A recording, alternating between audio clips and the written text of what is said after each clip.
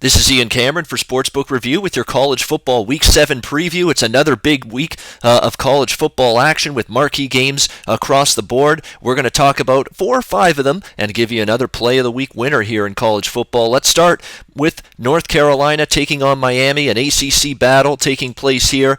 The Miami Hurricanes will be looking to rebound following a tough loss last week to Florida State, 20-19. They looked like they were finally going to get a victory over their rivals, but it just did not happen for them. Now they got to come back, face a North Carolina team that lost their second game of the season last week against Virginia Tech. 34-3 loss, played in horrible conditions thanks to Hurricane Matthew, which impacted plenty of games last week on the slate.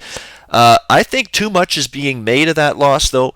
Everybody overreacting a little bit. Yes, it was an ugly performance for North Carolina, but you would expect their type of offense, tempo offense. They love to throw the football to Switzer and a lot of their other weapons at receiver with Mitch Trubisky at quarterback, but now they're back in good conditions. Now they're going to be playing a Miami team that you have to wonder where their mental mindset is. The first loss of the season last week against a team that had beaten them many times in a row, and they finally looked like they had Florida State beaten on the ropes. Seminoles get off the mat. Of course, the blocked extra point at the end to preserve the victory, 20-19. Just a horrible first loss of the season for Mark Richt's team. How they respond is going to be very interesting to see. You know, Brad Kaya, very good quarterback matchup this should be against Mitch Trubisky, but definitely that mindset of Miami is in question, and it is worth noting, Florida State probably deserved to win that football game. We're talking about a Florida State team that outgained Miami 407-276 last week, so they were the deserving winners. We'll get back to this game when it comes to Play of the Week here in this college football video. Let's continue now and move to Kansas State, Oklahoma, move into the Big 12, a big matchup here between the Wildcats and Sooners. The Sooners laying almost 2 touchdowns, and you know, we're talking about an Oklahoma Sooners team that when you're asking them to lay points, that might be a little bit dubious. I mean, their only big-time blowout victory this season came against Monroe, Louisiana Monroe, 59-17. Other than that, I mean, Oklahoma's defense in particular has been awful. I mean, Mike Stoops, how many more times are we going to watch this guy with defenses that underperform, this psychotic, you know, moronic reactions that he gives you on the sideline? It looks like a complete mental case, a complete basket case on the sideline, a complete spaz, and yet he gets a free pass while everyone's ripping on Bob Stoops. I agree, Bob Stoops is overrated, and he's done again, another year here where Oklahoma, expected to contend for a national championship, is underachieved. But let's give Mike Stoops some grief, okay? Let's not leave him off the hook. This defense has been awful. They really haven't shown any signs of getting better either. I mean, Houston in that loss, they give up 33 points. Ohio State in Norman and off a bye week to boot. In a situation where, not off a bye week, I should say, but still, 45 points at home they give up to Ohio State in that loss. TCU, that was the one off the bye week. At TCU, they hang on for dear life to win 52-46, and then last week against Texas, they give up 40 points and barely beat an absolutely floundering Texas Longhorns team, 45-40. Baker Mayfield is a good quarterback. Samaje Perine and Joe Mixon are a great running back tandem. They're probably going to put up some points here against Kansas State, but do you trust Oklahoma in this kind of price range by almost 2 touchdowns as a favorite, considering just how lousy and awful their defense has been? Now the question is, can Kansas State take advantage of it? I mean, Kansas State's in a situation here where their offense has been very erratic. I thought Jesse Ertz would be pretty good at quarterback for them this season, but it's been a little bit spotty. They've had some good performances. They've had some not so good performances. Last week they were good against Texas Tech, a little bit better offensively, but still you'd like to see Jesse Ertz throw for way more yards than he did. We'll see if he can make some things happen here against this Oklahoma defense. I'll tell you what, I'm not laying this kind of price with Oklahoma, not even maybe. And when you look at what Bill Snyder's done here in Norman, in his last 2 trips here to play Oklahoma, they've won the game outright as underdogs. In 2012, they won 24-19. In 2014 here, they won 31-30 as a 7-point dog. throw out last year's game when Oklahoma in Manhattan, Kansas won 55-0. Kansas State was a banged-up, injury-riddled, bad football team last year, and they're not that this year. They're a scrappy bunch. You look at what they've done already so far. They probably should have won at West Virginia 17-16, but they cover as an underdog there. They cover as an underdog at Stanford early in the season. This is Bill Snyder's point spread role. Heavy underdog, big underdog, particularly on the road. Only way I could bet this game is Kansas State plus the points. Next one here on the slate, Tulsa against Houston. This is a fascinating handicap because what do we get from Houston? I mean, Houston saw their college football dreams crushed last week at the hands of Navy. In a 46-40 loss, just had no answers whatsoever for that Navy triple option offense. Now you've got to somehow rebound. This is where you're going to see what kind of leadership Houston has and what head coach Tom Herman can do to get this team back on the tracks, because obviously last week's loss probably took a lot of air out of them. We'll see if they can respond. On the flip side, you've got Tulsa. Tulsa can't stop anybody. That's the big concern. I think it sets up spot-wise for Houston in this, or for Tulsa rather, in this game, and I definitely lean to Tulsa plus 21.5. I just worry about that mental mindset of Houston. I know they can still win their AAC conference. I know they can still get to a very major bowl game. That's still goals, tangible goals ahead of this football team, but their ultimate goal was the playoff. Okay, they started out the season with the big wins, against Oklahoma. Everyone was thinking playoff, but now it looks like it's gone.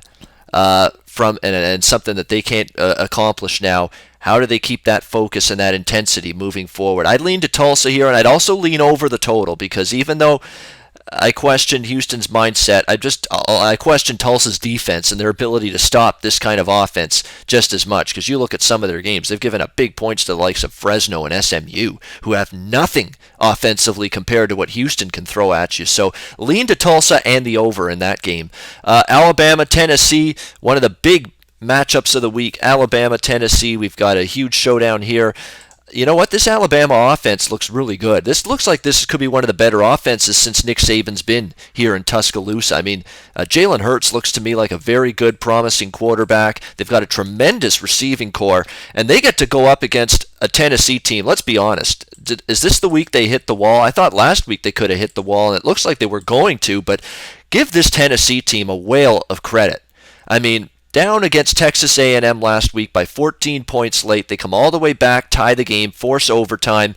Really gutsy effort by Tennessee. I just worry, though, that the gas tank is eventually going to run out, and you can't like the cluster injuries that this team has suffered on defense. They are absolutely ravaged with injuries on that side of the ball at linebacker and in the secondary in particular.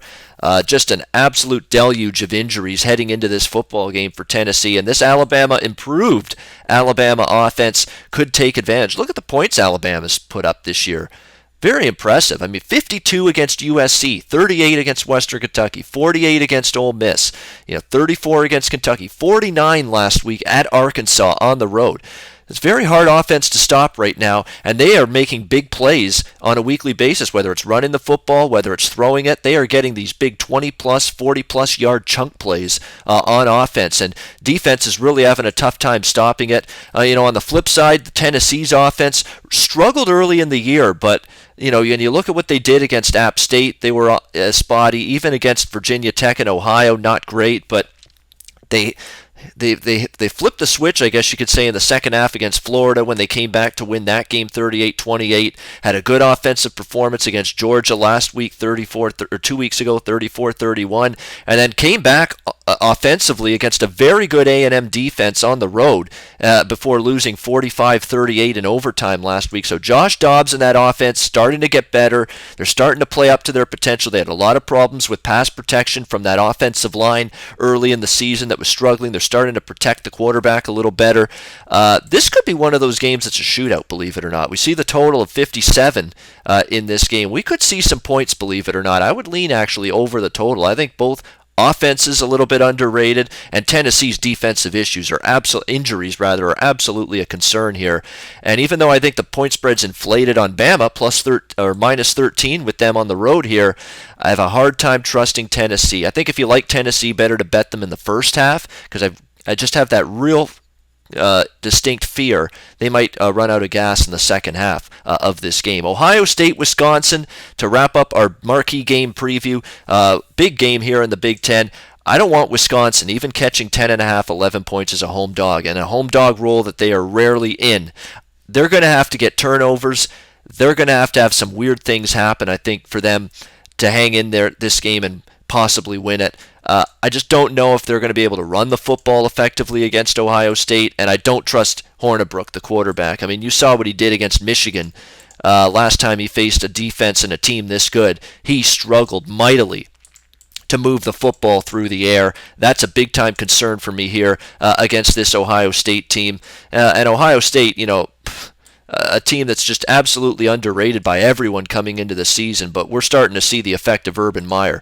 Lots of new faces, especially on defense. We know they lose Joey Bosa and others on that defensive side from last year to the NFL, but boy, has he been able to patch things up and make this team go once again. I mean, you look at the results the last 4 weeks, 48-3 crushing of Tulsa, 45-24 on the road at Oklahoma, non-competitive game. Rutgers, 58-0 shutout, 38-17 last week. They've outgained every single opponent they've played this season. Meanwhile, Wisconsin, I understand they're coming in off the bye week. That's going to help them, but in that Michigan loss, 14-7, that game should not have been that close. I mean, outgained by 190 yards. They did absolutely nothing offensively.